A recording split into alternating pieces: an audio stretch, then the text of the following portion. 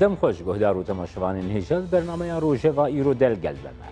روسیا را گهاند شری لسوریه بداوی بوی و آلوزیا سرکل وی ولاتی نها ادلب و روجلاتی فراتیه لگور موسکو دوی رژیما سوریه باند برانجی کنترول بکه هلوستا روسیا لسر سوریه گرنگ و دیاردر جبر کو لگور پسپوران یک جسده من سرکه یا مانا رژیما سوریه بخواه روسیا بویه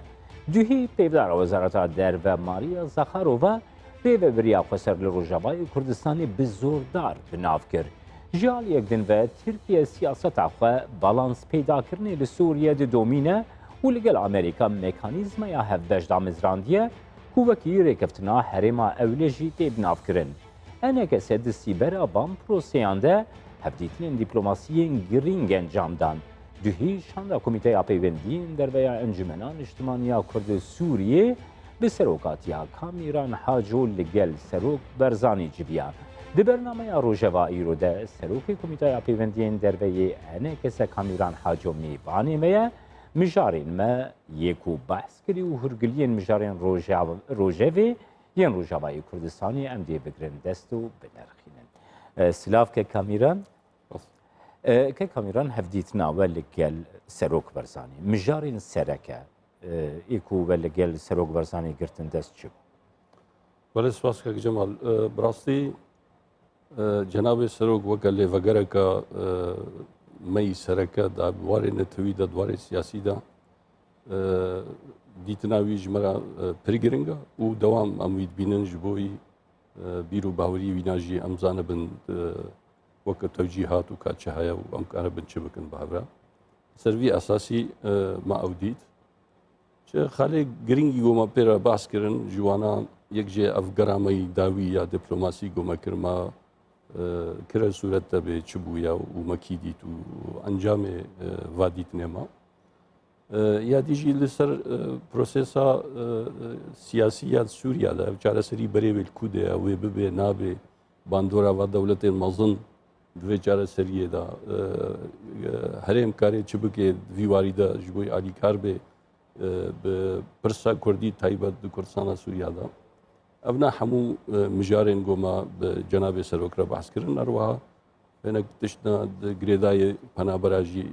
ما پیرا بحث کردن. که کامیران نها هر دم سروک برزانی دلگرانیین خواه گریدای پاشا روژا بای کردستانی هر وها مافین کرجی تین زمان. سر وی بابتی جی دانوستاندن آخفتن نابده چی بون اگرا دلگرانیا سروک برزانی چیه؟ راستا اونا راستیه که نبتنه جنابی وی دلگرانه همون دلگرانه روشا سوریا گلکی آلوزا روزانه تشتی نوتنا یعنی بریار نوتنا استاندن بازار نو سر سوریا تنا کرن بهتر دلگرانیاوی دوی واریده گو افتشتی گو ایرو افری و بریا گو ایرو نها هی نای تو بازارا نای لحاف کرنه که کردی و ترس اوا گو ایدی نیکریزیا کردی ما بگهنه انجامن خراب وابنا راستیک یعنی هر جاره که گو ناکوکی خورد دبن انجامه خرابتر دبن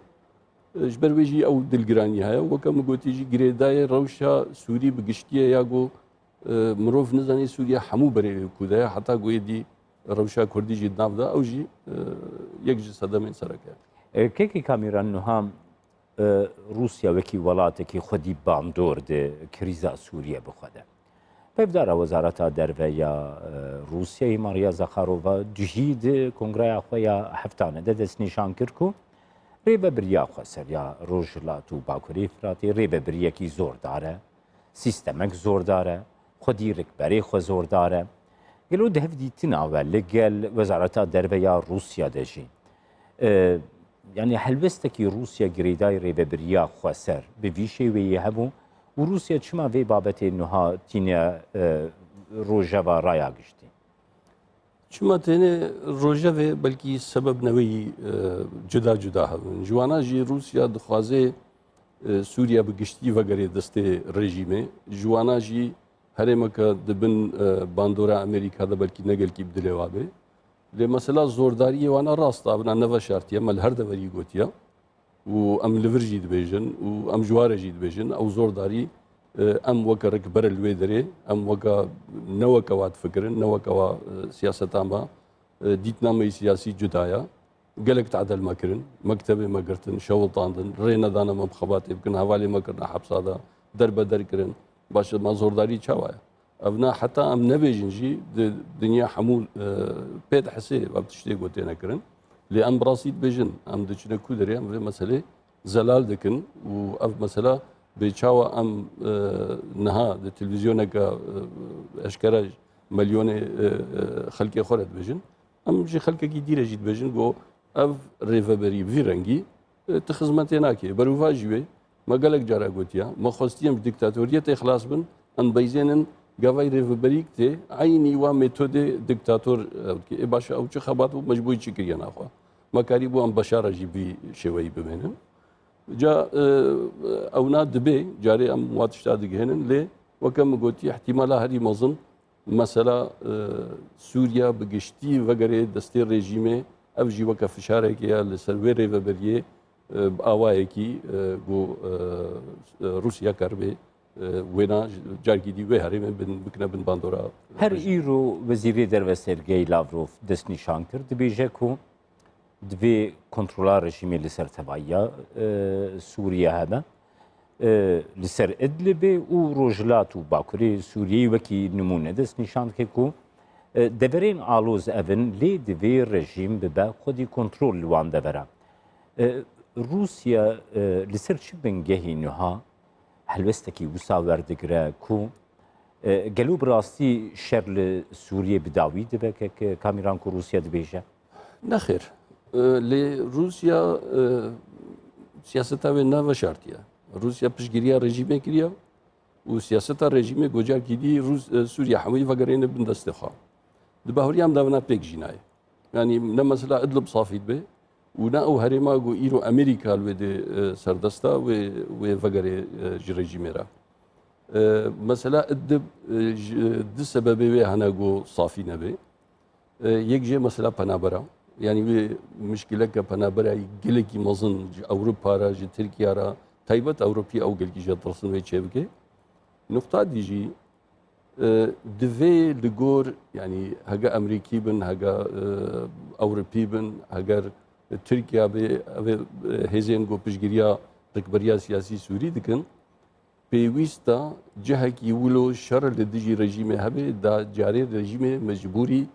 هەنێک بازارە بکە ینی شکێ مایڤەوەرەی سەرماسەکێ بوارە ڕوونێ هەگەر ئەو دەرجی سافی بوو و ئەمریکاژی دەرکرد و سووریا ڤەگەرا دەستی ڕێژیمێدا هەنگی وێ ڕێژیم چما بڕکبەریا سیاسی سوویرە ڕوونێ تمانە ژێرەی نەمانای زۆر ئاواچوو ji ber wê jî ez nebahwerim weke got Lavrov gotî gola bi dawî diçe na berûva jî wêna ew herêm mumkin e demeke dirêj wilo dewam bikin حتا derece hege dewam bike karê bibe bingehek ji Sûriyeka federal kekê kameran babetek girîng a Rojavayê Kurdistanê her wiha ya giştiya tevaiya raya giştiya Kurdistanê jê ew e ku Tirkiye li gel Amerîkayê rêkeftinekî mizekiriye ku weke mekanîzmaya hevbeş hate binavkirin hin alî weke rêkeftina herêma ew li jî binav dikin wêne dixwazim bizanibim bi rastî herêma ew li wir kar pêk tê sîstemeka pêkanîna herêma ew li divê rêkeftina Tirkiye Amerîkada xuya dike nirxandina te bigirim nexêr xuya nakî rast ew te gotî tiştê got bûye li hevkirinek bûye ew li hevkirin jî hinekî li ser meselena ewlekariyê bêhtir got dibêje herêmeka aram wê li wir çêbe herêma aram û tiştê got levkirina ji hevdû cidana herêma aram bi biryarê navdetewî dibin herêma aram ewa azmana divê hebe herêma aram divê îdareke medenî tê de hebe herêma aram gelek tevê hene û tecrübe wêna meselen li Kurdistanê hebû li Sri Lanka hebû li Rwanda hebû li welat nedî hebû û ne gelkî serketîne jî ji xêrî Kurdistanê jê derê deverê diya ew nebûna hinekî tişbehê buffer zone dibêjne da wê ew mentîqê azil يعني تشبه جو بروي نافتشي وكا جو دجهنا الهمبر هافند عليه شرطة سرقو نبو يجي الشرط نوادا لأمريكا جوي خاطري هناك دلخوشية بدي تركيا عليه أو لكاريا ودا أو هريما كبفيرنجي هاتي أو يعني أو اتفاقا جو إيرو أن بينن خالي جو تدا برو هريما آرام قلقي وناج هجا صبحي تشتكي دي ببي يقولها مثلا سروكي تركيا بيجي أمي مليونك پنابر وغيره نوي دري أمي هريما كبفيرنجي چيكن ابناجي وكمج امريكا فهم كر نولويا اتفاقا وانا برنجي ديا مثلا پنابرات امريكا قوتما قو تركيا نكسي مجبور دكي ونا خلكي هريم بنجي وانا وغريني ووكي ديجي حتى اتفاقا قو هيجي يا قو دركتي قلكي زلاله قو تركا باواكي فهم كريا امريكا باواكي دي فهم كريا ده مثلا كوربونا ويدا لافدونا كرنا وده مثلا الويدرجي كي وبريفا ببي هيجي لافدونا كرنا دوی چرچوی دکه که کامیران نها نزدیکاهی امریکا و ترکیه گریدای و مکانیزما یا هفبش کو براستر ام بناو بکن گلکی جهبو دوره نها جالی امریکا و پنتاگون دست نشاند که کو بینگاوین پیوست حتی جی پیوست بلستر جی امریکا آویتنه و لسر ویکی لگل ترکیه لهبو دو کرنه جالی خوبه ترکیه وان پینگاوین گوهاتن آویتن وکی پینگاوین گلکی لاواز گلکی بی قیمت بی نرخ بناو دکه حتی سروکمار اردوان گو چیه یعنی چند لشکریم 4-5 لشکریم در باسی وربونه دی 3 هلیکوپتریم چونه وی داره امریکا دخوازی من مجول بکه دخوازی هرمک جبو پاراستنا تروریستان پیگ بینه يعني اف نزيكاهيا اليانكو اف قاسيش هفودو جدا بيكانينا يعني او بافرت زون يانشي زوناكوش هفودو دورن هردو الي جوي جينا قيمه رسيه ده بله يعني تشتي منها مقوتي الي هفودو دورن امريكي ناخذ زيدي ونا بهتر بالي تركيا بحرن لهجر هات وضغطك زياده تشيبو جالي تركيا ونرازي بونا زياده تشيبو ممكن ان نبتني اف مساله شو تزاني ناكوكي تركيا وامريكا نعم ابتني اف مساله المساله دي جانا اگر هات وضغطك زياده تشيبو ده الترناتيف هنا يعني امريكا هناك بهتر ضغط تركيا كي بهناك دوسيه ندي علي واري ابوري فلان وانا ممكن ابكي ينجي قبول بكي حتى درجه كي والترناتيف كي تيجي وريدانين جبر تركيا دولتك جرينجا امريكا يعني زبزو امريكا جي بشجو هناك لناكوكي وانا هنا براسي ابنا راسي كاو واحتمال هري مظن وهناك هاتا بحسكرنجي دوي وقت يقو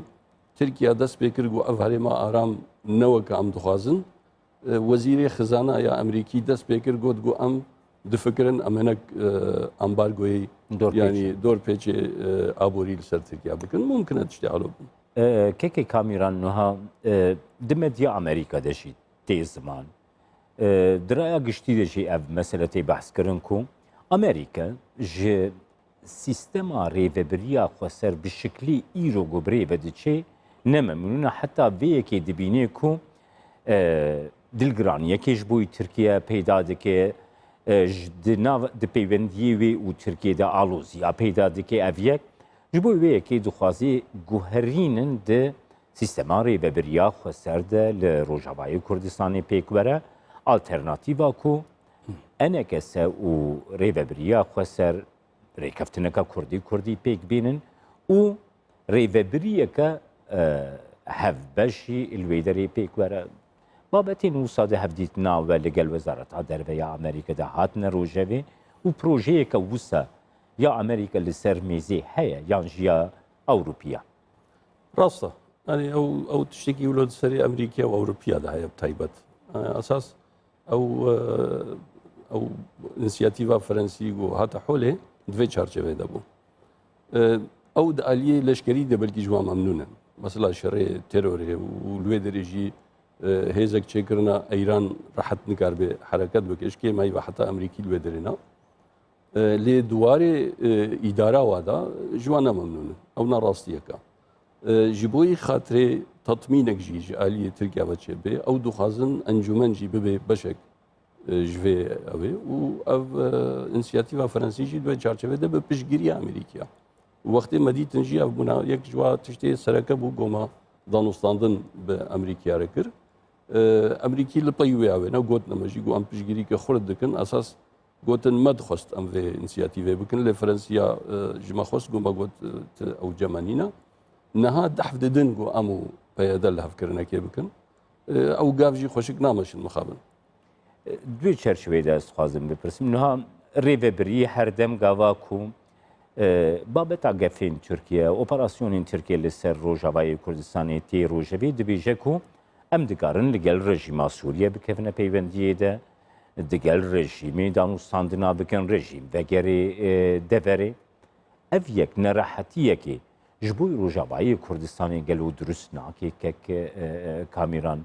matirsiyekê ji bo Rojavayê Kurdistanê durust nake ku rêveberiya xwe ser helbestekî wisa werdigirê wekî enekese dîtina we duê çerçeveyê de çi ye? Na em beşekin ji Sûriya lê em wextê bûne beşek ji şoreşa Sûrî me xwestiya guhertinek di vê rejîmê de bibe. Heger bi vî şêweyê niha carkî dî ev rejîm bi vî sîmayî bi vê ma metodê berê wê diktatoriyetê carkî dî vegerê Kurdistana Sûriya wala xirab e. Heger bi ittifaqeke dî vê guhertina destûr bê rengê dewletê bê ev tiştê got niha komîta destûrî û ew xebatek ser tê kirin ittifaqek werê kirin got rejîmeke dî li Sûriya û bê bêguman wê hengî rejîma nû wê vegerê. Tu bawerî ku rejîm duwan babetan de pozitif xwe nêzik bike erênî xwe nêzik dike? Ne divê de xwe pozitif nêzik dike yanî di pirsa çareseriya giştî û guhertinek di Sûriya da ne jî di pirsa Kurdî da. Yani rêberî çend cara çûwa cem wana tiştek nedaye wana. Di pirsa Kurdî de jî xwe neguhertin, di pirsa dî de jî xwe neguhertin. Mixabin. Lê